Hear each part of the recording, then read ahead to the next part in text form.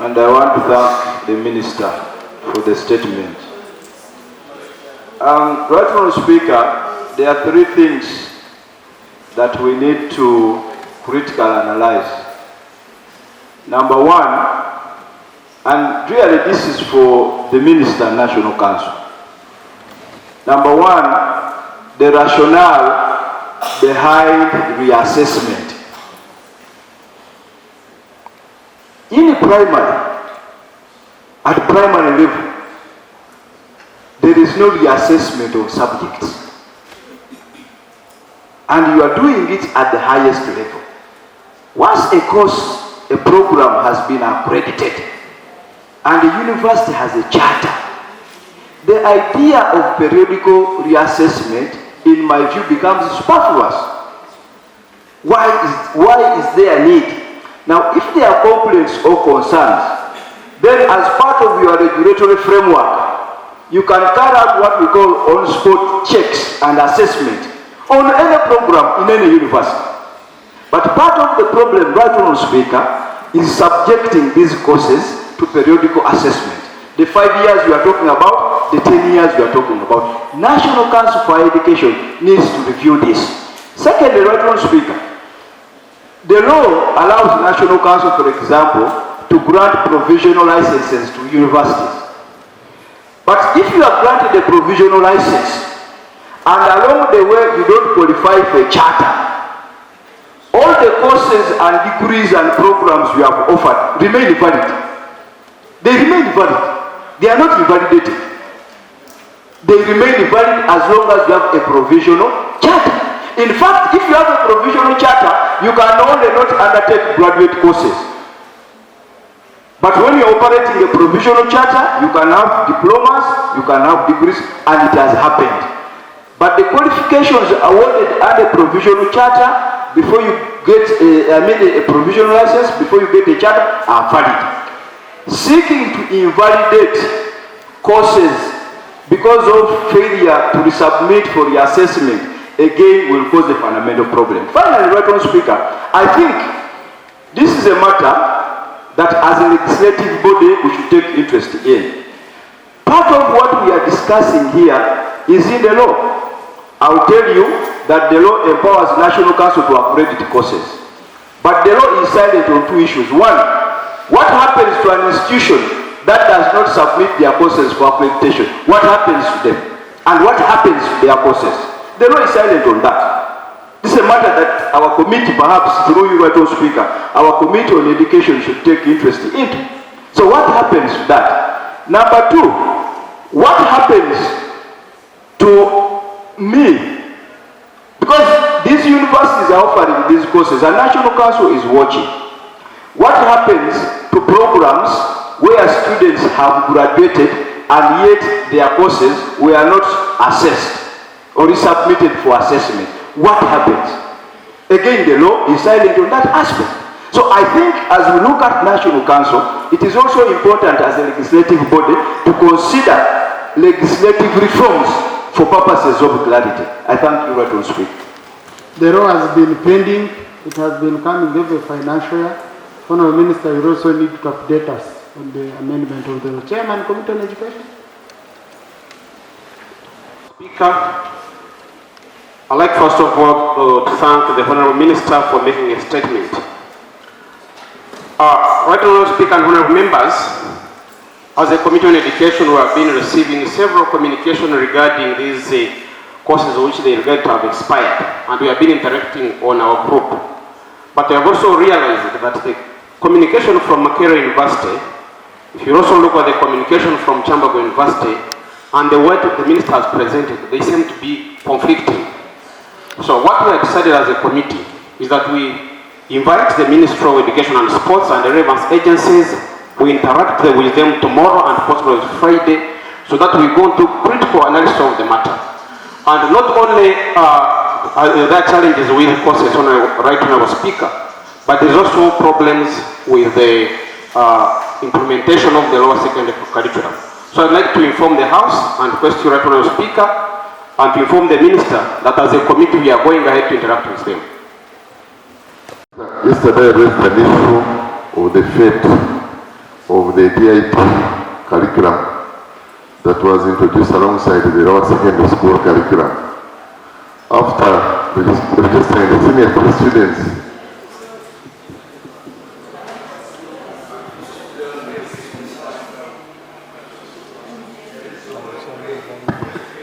thank you very much, Speaker.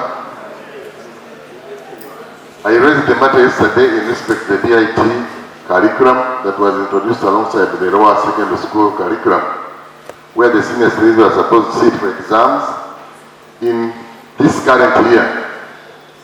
But when I speak after the registration, after government receiving registration fees from the students, it halted the program. I requested the minister to come with a statement on the fate of the DIT exams and whether they are planning to give the students 2 sets of exams next year in respect to both the new curriculum and the DIT curriculum. Thank you, Right Honourable Speaker. Thank you. Thank you, Right Honourable Speaker. I have listened to the Minister carefully, and I just want to pick out one of the statements he raised. I think one of the justifications for what is happening is underfunding to National Council of Higher Education. And the Minister appealed to Parliament to help. But I want to ask the Minister, the budget comes from the government. It comes here, you set the ceilings, you identify priorities, and you bring the budget to Parliament. If there are priorities under National Council of Higher Education, why don't you provide funds as cabinet? Why do you want the public to think that Parliament has not done work to give money to agencies that need support? I think this is a, Right Honourable Speaker, this is a problem you are having. You are pitting government against, Parliament against the public. Government must be able to identify priorities and provide the budget. The percentage of the budget that this Parliament is adjusting is even less than 10%.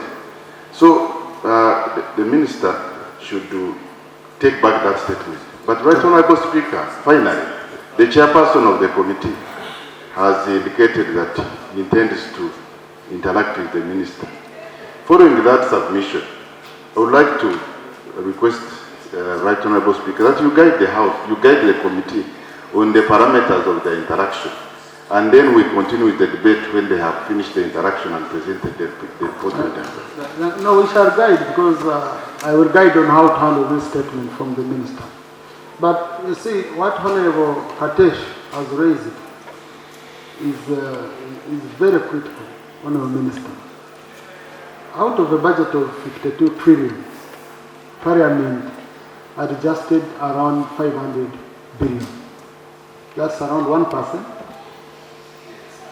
Yes, around 1%. But even that, we are being accused by ministers. And you don't need to ask me, because I don't sit in cabinet, that we don't know what happened there. Because we received reports of what happened on Monday. Of blackmailing us, Parliament, how we have removed money from projects to other projects and what. But the ministers are here. MPs don't own any project.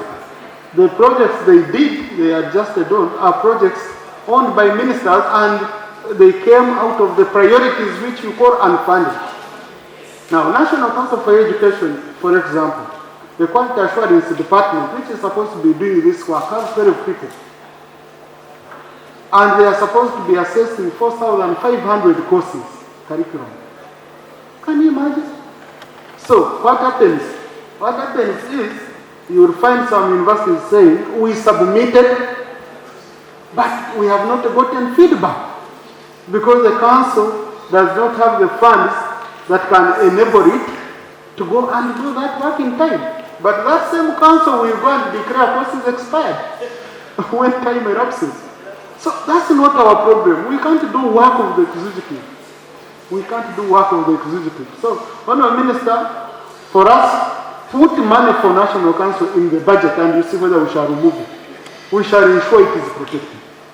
Otherwise, you can tell us where to cut, we will cut and we give National Council for Higher Education. Speaker, for this opportunity. And also informed the House that yesterday we are receiving a report on security. I equally informed the Minister that inadequate education is more of an insecurity than the one we discussed yesterday. Right, Honorable Speaker, when we are considering the budget, we looked at the general outcry of the public universities of failure by the very Ministry of Education to release the non-tax revenues. The ministry suffered for everyone who read the comments of Professor Nawangwe, one of them was lack of money, basically. But these universities collect money from students and the ministry fails to remit this money back to them. So I think the ministry should also look into that. The non-tax revenue that is collected from the universities is not remitted to them to offer these services in time. So that is a weakness on the side of education. But Right Honorable Speaker, please allow me also submit on this. We have a challenge in the primary education regarding the candidate classes. Right Honorable Speaker, I represent a village constituency. And now it has become mandatory to all the pupils in candidate classes to be in boarding school. It is seriously affecting the vulnerable. The Minister of Education should come out and explain, is it now mandatory and a policy for every pupil in public schools to be in boarding school as long as they are candidate classes? Right Honorable Speaker, I beg to get a clarification and explanation on this. Thank you. Thank you, Honorable John Faith Magora. Speaker, I want to thank the Honorable Minister for the statement. The statement comes at a time when we are just recovering from COVID and most of the students, when they come out of that and there's a lot of unemployment, and it comes to consolidate some of those feelings they're already nursing about, did we take the right choice to go to school? And so, when this information comes up, Right Honorable Speaker, it first of all puts us at a question. Why the words you exactly said, the question I was having, why did we have to use that very same statement, expire over a course of all these, and it's a lineup of not only one, so many, it's a lineup of very, very many courses. I think I believe with you, or I agree with the statement that that statement needs to go back and be corrected, so that that word expiry is actually removed from the entire circulation, so that if it's an assessment, do things are normal. We do assess, and then other things are cut off, and then the realignment is done. Then the second question, Minister, or Honorable Minister, is that what was the source of that information, first of all, and what was its intention to come to the public at a time such as this? So, and already a frustrated candidate class or students or learners. So that is very important. I think that's what I wanted to really say on that. And more so, the higher the niche, the National Council of Education has a direct communication with all these higher institutions of learning. There's a channel of communication. And this information was practically meant to go to those particular institutions who are responsible to resubmit their courses for reassessment. Why was the information just go to the public so that it's just taken up by the media, social media, and be misinformed, just like the minister said, it is misinformation. It can't be misinformation because it was information given to the public, and when you give it to the public, they can use it the way they want. You have no control. So I beg to submit that that really needs to be corrected and be redirected. Thank you very much, Right Honorable. Thank you, Honorable Florence Akiki, then Honorable Okot. Florence was a lecturer for some time. Let her tell us whether she was teaching expired courses. Thanks so much, Right Honorable Speaker. The value of education cannot be underestimated, and the future of the nation is based on the education system and the type of programs that are offered by that nation.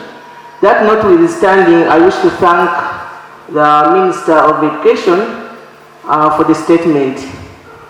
Yes, programs are supposed to be reviewed. Of course, the time frame according to the Act is 5 and 10 years. And as the Chair for Education has rightly said, most of these acts need to be also reviewed. So the starting point here is to look at the National Council, the Act of Higher Education review. And it is indeed overdue. A number of aspects that in that act need to be looked at seriously by the people the stakeholders of education. And we are ready, as part of this parliament, those who are interested in education should be part of this process. Let us involve all the stakeholders, not only the higher education, is also the lower education. There's a lot that is going on in education that some of us are not happy with. And therefore, let us take education in our hands, because the children that we are getting out there are going to serve the nation. If we have poor education system, then we are going to have poor engineers, we are going to have poor doctors, we are going to have poor lawyers, and therefore education is the background and the foundation of any nation. So for startup, let us review the act, and all of us we shall come here and look at each clause of this act, and so that we improve the education system in Uganda. I beg to submit. Thank you. Like Uganda, at this point in time, it is very paramount that whatever decision the government takes and all the sectoral ministries decides on whatever to do, it has to be an planned event. So I think it was very premature for the Ministry of Education and Sports to come out with such statement, although when the statement and the report was written and communicated in the House by the Speaker, I think they realize that it wasn't called for at this point, because there are so many people, including myself, courses like Bachelor in Business Administration, they're now saying it's expired. That means even me who is talking right now, I may not have that credentials already to call myself as somebody who has been a graduate. So moving forward as legislators, we are urging government, especially the departmental ministries, before coming out to make statements in the public, they need to have stakeholders meeting. Even if, like those days we used to remember, there were courses that government would say that some of these courses, A, B, C, D, would be scrubbed off. Scrubbing off doesn't mean that it is expiring, but saying that those particular courses are no longer going to be considered in the university, because maybe they are monotonous, or maybe they see that the job market is not available, or it is not something that can bear fruits for the children if they study such courses. So we think that as a country, there are so many Ugandans out there and even within the country who have studied some of these courses that the ministry were saying that it is already expired. But I want to assure the country and Ugandans, including myself, that we got convinced with the statement of the Attorney General that those courses are still under review. And he made also very clear to Ugandans that courses cannot get expired. So I want all of us, including the young ones, the youth who are out there, who are still pursuing their degrees, others who are doing diplomas, in these various courses that were already mentioned to be expired, to calm down, keep calm, and then continue doing the needful in class. Because as government, they've also realized that there was already a big mistake. But as members of parliament, we would also want to appeal to the government of Uganda that moving forward, there are certain decisions that has to be thought-wise. Otherwise, the public can always get misled and people will be disoriented. Some of the issues why people kill themselves or kill others can even come as a result of this. Because a child will see him or herself that, what will I do after when you've already graduated and you come from a very poor family, your parents lay bricks, others are doing manual work, casual laborers to get your tuition fee and take you to the university. And at the end of the day, They wake up and they tell you the course you've done is already expired. What does it mean? The other people will think otherwise, and then they take up themselves and kill themselves, they commit suicide. Others can start doing other things the other way around. Others can become marijuana smokers for the youth.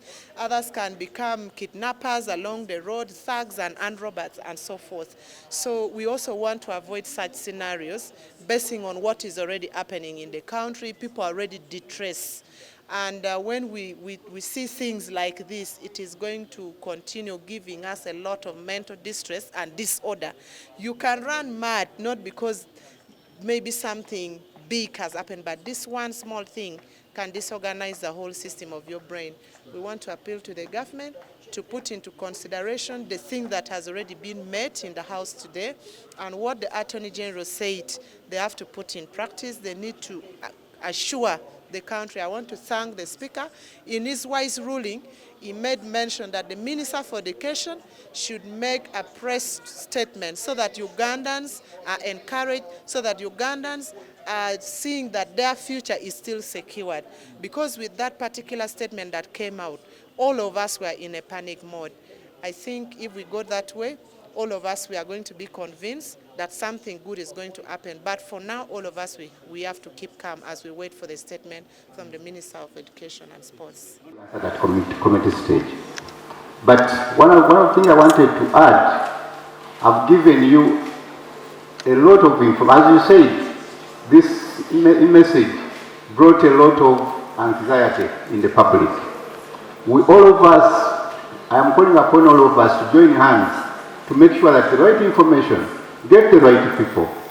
Even the message that has come from the Attorney General, interpreting the law, leading us the law, let us all pick it, go out and share it with the public.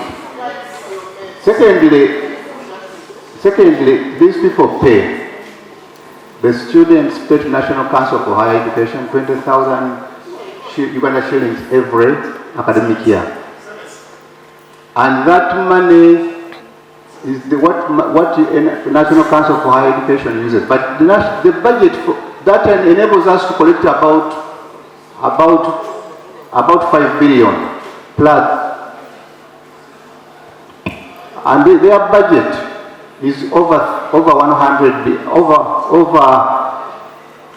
10 billion.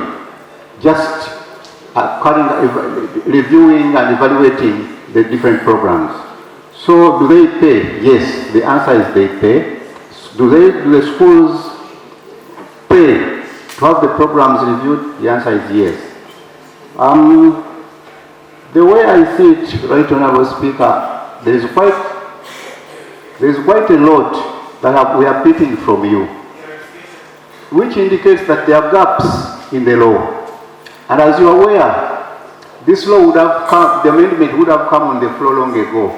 But because of the importance of education, because of the importance of the matter, we have taken a lot of time consulting. And I can happily inform you, Right Honourable Speaker and colleagues, that we are almost through with the consultation. We are almost through with one of these days. Of course, top management has already considered and blessed the whole exercise. What you are left to do is to make a submission to Cabinet so that we prepare to come to the floor of Parliament for consideration. Thank you. Honourable Minister, yesterday we had an issue which had been raised by Honourable Blanca regarding veterinary courses at Makerere, whereby the association said the council, you can, Honourable Blanca, you can remind us that these courses are no longer. Thank you, Right Honourable Chair. Right Honourable Chair, Right Honourable Speaker, October 20... Honourable Tinkasimre, can we have the attention?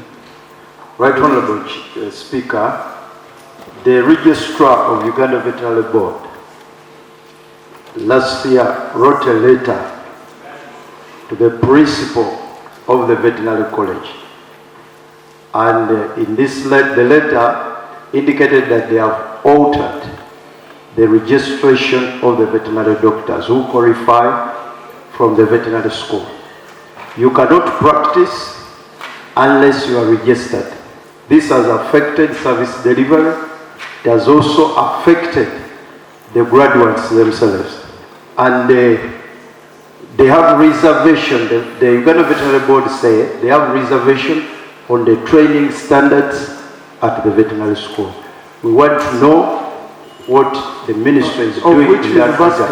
Of Makerere University, the only university that offers a graduate, a bachelor degree in veterinary medicine. Thank you. Honorable Wanika is fighting for his cause. Honorable Minister, can you let the Minister first respond?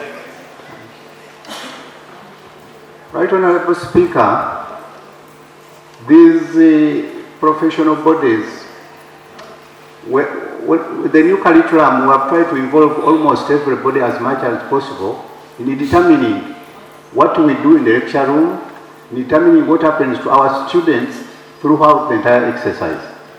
This is where this item comes in. As you may also be aware, before, when it came to the Faculty of Law, before some time back, we would use the joint selection exercise until the lawyer said, no, hold on, let's add some other value. So even these professional bodies have looked at what we are doing and they have advised. It's not yet a policy or a law. We are trying to consult over what should happen, because that's one body that has been consulted. We are consulting other bodies. And very soon, after we've completed our assessment or study, we shall be coming to Parliament with a detailed statement about what is going to happen.